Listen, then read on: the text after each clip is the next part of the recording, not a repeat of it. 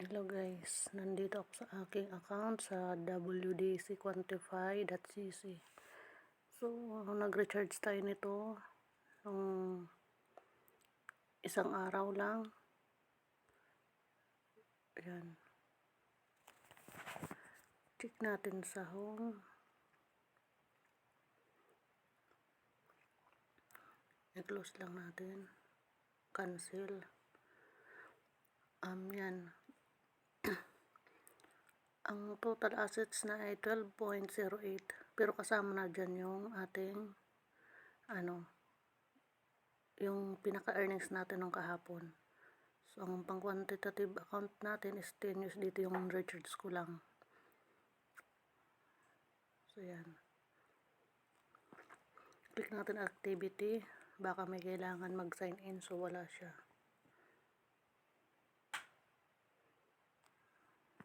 Back lang. So, pag-invite naman, nandito ang invite friend natin. So, yan. Click lang natin yan para ma-share natin. So, i-check natin yung May. Ayan. Mayroon akong total revenue na 1.20. Yun yung kahapon na ikita natin. Kasi kare-recharge ko lang ito yata kahapon eh. So, ngayon, mag-quantify tayo. Magre-receive tayo ng ating profit.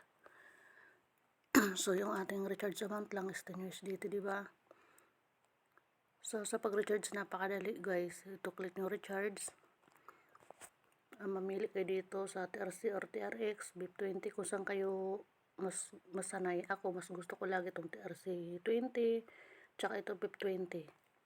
Diyan ako nasanay mag-send ng pag nagre-recharge ako sa mga platform na aking sinasalihan. So, napakadali lang naman siguro, diba? So, ganun lang ganito, diba? Click halimbawa, BIP20. So, yan. Click mo yan, copy mo yan.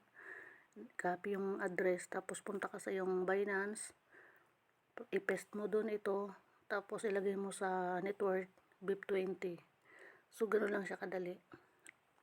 Pag completed na dun ang pag-send mo, na nakalagay completed sa Binance mo, balikan mo ito, i-click mo itong recharge complete.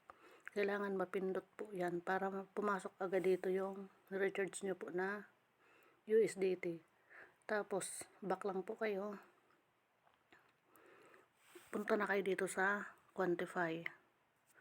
So, ayan. Pwede na tayo mag-receive ng ating profit na yun kasi naka 0/1 na siya. Kasi pag yan na oras na yan na 0.2 matapos yan, magre-reset na uli yan. Panibagong pag na naman yan. Mag-aantay naman tayo na matapos yung oras bago tayo naman mag-quantify. So, ngayon, kailangan makapag-quantify na tayo. Bantayan nyo palagi yung yung reset time. Kasi sayang kung hindi kayo makapag-receive ng profit, 'di ba, sa ngayong araw na 'to. So, ang countdown natin, tama nga, 'di ba? So, yan. Sa 10 USDT na nilagay natin, may 90 days tayo na quantifiable number of days. So, kaya kahapon may kinita na tayo na 1.20. So, may countdown days pa tayo na 89. So, ngayon, mag-start quantify tayo. So, mababawasan na yan naman. Magiging 88 na lang yan. So, click na natin start quantify. Ayan, ganyan lang siya. Ayan, lumabas na ang kanyang daily earnings natin ngayon. 1.2. So, magiging na yung profit natin. 2.40. Ayan ang total revenue sa 2 araw. Kaya napakaganda nito guys. Subukan nyo to. 10 USDT lang sa loob ng 90 days. Yan ang magiging daily earnings niya.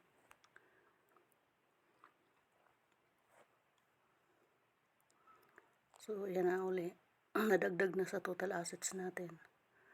Pero yan, sa may natin, sa nakalagay namin today's earning 1.2, tapos total revenue 2.40, commission amount, so nasa 3.28 na yung ating balance. Halimbawa, mag-withdraw tayo. Click withdraw. So, yan nga, yung balance natin na ma-withdraw is 3.28. Kung sa BIP20 ka mag-withdraw, yan, kunin mo yung BIP20 deposited mo na sa Binance o sa Bybit or sa OKX. Tapos yan, i-paste lang dito sa withdrawal address, tapos ilagay na dito yung amount. Tapos yan, lagay mo yung security password mo. Kailangan tandaan nyo po yung security password dahil yun po yung kailangan para tayo makapag-withdraw. So, wala siyang gas fee. Wala siyang handling fee. Kaya buo natin na makukuha yan. At saka ito, 1 USDT makakapag-withdraw tayo agad. Ayan withdrawal limit is 1 USDT. Yan pwede ko na yan ma-withdraw na 3.2. So, ipakita ko na sa inyo ngayon mag-withdraw tayo. So, ayan. Nakopy ko na yung aking BIP20 na USDT. I-paste lang natin. Tapos, ilagay natin dito sa taas yung 3.28. Withdrawin na natin yan. Diba? So, marireceive din talaga natin 3.28. Ayan nasa baba. Magpa-pop up yan agad dun sa may taas ang Binance ko. Ayan, withdraw success na tayo. Check natin dun, wala na yung balance. Sa taas, pag dun ang mag-pop up yung Binance na message, ibig sabihin, marireceive na natin ang ating payout. So, ayan nga, dumating na agad. Hindi ko lang na in-skip ko kasi. So, check natin sa ating Binance.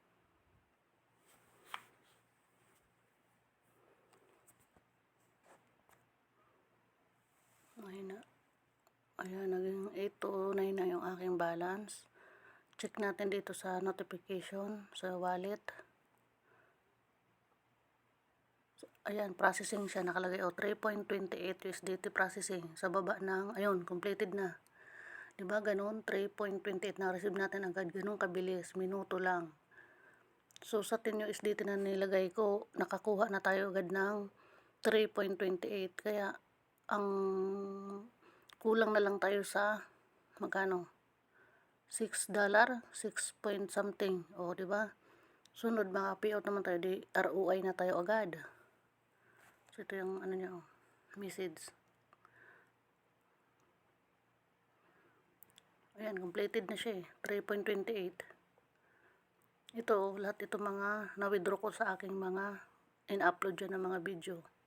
So, lahat yan, Kita nyo yung mga na-receive ko ng mga profit. Puro yung pumasok na dito. So, napakaganda nito guys dahil siya, mababa lang 10 USDT at saka yan nga, balik na sa atin ang ating na-recharge. ROI na tayo nito. Magkano na lang yung ilang days na lang. Siguro, yung $6 na yon mga natin na pag-quantify. Basta bawat may kinita kayo ng mga $2 at taas, kunin nyo na agad, withdraw. Kasi mababa naman ang limit dito ng withdrawal, 1 USDT lang. So, napaka-legit nito guys. Subukan nyo yung 10. Doon lang tayo sa 10 para hindi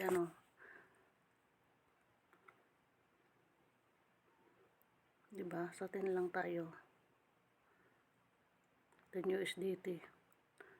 Tsaka sa pag-deposit naman wala siyang gas fee 10 pa rin ang inyong i-deposit. So, ito yan nakinuha ko yung WDC EI301. So, yan 10 USDT 90 days na pag-quantify. Pag ito ang kinuha mo naman na 100 USDT, mas malaki ang daily profits mo nito. Yun lang yung pangalawa 100, sumunod 300 na. So, kayo nilang po yung mamili ng gusto nyo kung sa kaya ng inyong pera. Basta ito pinapakita ko sa inyo actual na kumikita ako dito sa ganito. At saka nakita nyo naman live, diba, na pumasok naman sa atin ang unang payout natin dito sa WDC. Dahil yung nag-share nito sa akin din ay nakailang payout na rin siya. Kaya ako nag-recharge din ako para syempre di naman yun mag-share ng kanyang link kung alam niyang scam or hindi siya kumikita. Kaya tayo sumabay din ako. Kaya kailangan lang natin maging risk taker kasi kung wala rin naman tayong ginawa, wala tayong action, wala rin tayong aasahan, di ba? Wala naman darating sa atin na income kung wala tayong ginagawa. Nandun na tayo na sa mga ganito, nandun na may 50-50 kasi hindi natin alam hanggang kailan sila. Pero basta sabi ko nga, dun lang tayo sa tulad ng 10 USDT dahil i-times mo yan sa 57, siguro nasa 600 plus ito. So, ito naman ay paying. Nakita naman natin na nakareceive na tayo agad. So, ganun lang guys. Ilagay ko sa comment section ang ating link. Ito lang. I-click nyo itong invite. Tapos ang inyong referral din, kung nakapag-sign up na kayo, i-message nyo para magamit din ng iba. Ma-click nila para ma-direct nila. Magiging ano mo sila, direct referral din. So, may dagdag kita pa tayo sa referral. Normal naman yun sa atin lahat, di ba? Na mayroon tayong extra income pa sa pag-share ng ating mga referral para bawat tao maka-register din. So, desididong magkaroon ng extra income. Ako, isa akong OFW dito sa Saudi. Pero, hindi naman pwede asahan ko lang yung sahod ko dito kasi, siyempre, magkano lang naman. May mga anak din ako dahil single mom ako na sinusuportahan dyan sa Pilipinas. Kaya ako gaganito na nagiging risk taker ako para makapag ng extra income. Kasi mahirap na umasa lang sa sahod na napakaliit lang naman. Sa pagpapadala pa lang, malaki na ang kaltas. Sa pag-send pa lang sa akin ng aking amo, may kaltas na. Sa mga hygiene pa. So, kailangan ko maging ganito. Kaya ako naggawa ng mga video ko din, sinisend ko dyan sa YT ko para makasabay din kayo. Kayo pa rin ang magdedesisyon kung gusto nyo. Basta ako nagsishare ako ng mga paying na tulad dito kasi paying naman siya. So, yan. Ito yung mga nasa baba. Ang lalaki ng napipayout nila. 62,596 USDT. So, ibig sabihin, malaki ang kanilang kinuha dito na BI na WDC. Siguro ito yung mga kinuha nila na mga malalaki ang amount. Yan. Kasi depende sa ating ininvest. Ito yung pinakamalaki, yung sa dulo. Sana. Yan. Ito yung last, 68,000. Malaki naman din ang 30 ang return niya, 30%. So ito yung Core Cooperative Financial Institution. Dito nagtitrade ang ating AI. Sa Binance, sa Kraken, KuCoin, Coinbase, OKX, Bitstamp. So lahat ito ay mga legit. Ito na mga pinagtitradean niya.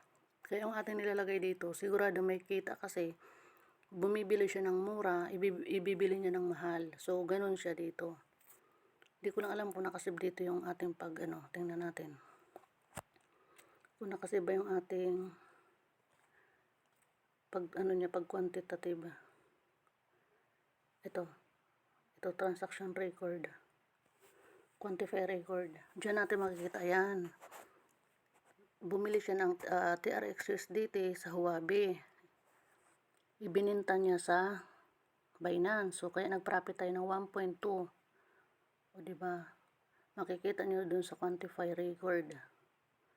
Ito na yung mga record nung kahapon. O, diba? Yun yung kahapon. Kasi pangalawang araw pa lang tayo ngayon na nag-quantify. Tapos yun nga, nakapag-withdraw tayo kaagad, diba? 2 days pa lang, withdraw agad. So, kahapon, sa Huobi pa rin siya bumili. Sales platform Binance. So, ganun siya guys. Kaya makikita natin kung saan siya Pero kahapon, ang ginamit niya na BNB USDT. Doon siya bumili. Sa ngayon, TRX USDT naman. Sa pagko-quantitative ng ating AI, yung robot. So, yung ganun lang guys. Salamat sa panonood at paki-subscribe nyo na rin po ako. Pasensya na kayo kung magulo ako magsalita or kasi ewan ko ba, ganito lang ako. Tapos yun nga, waray kasi ako. Taga summer, kaya ang boses ko ay parang matigas, waray. Waray na waray talaga. Yun guys, subukan nyo. Basta dito lang tayo sa mababa na presyo. Sa 10 USDT lang. Thank you.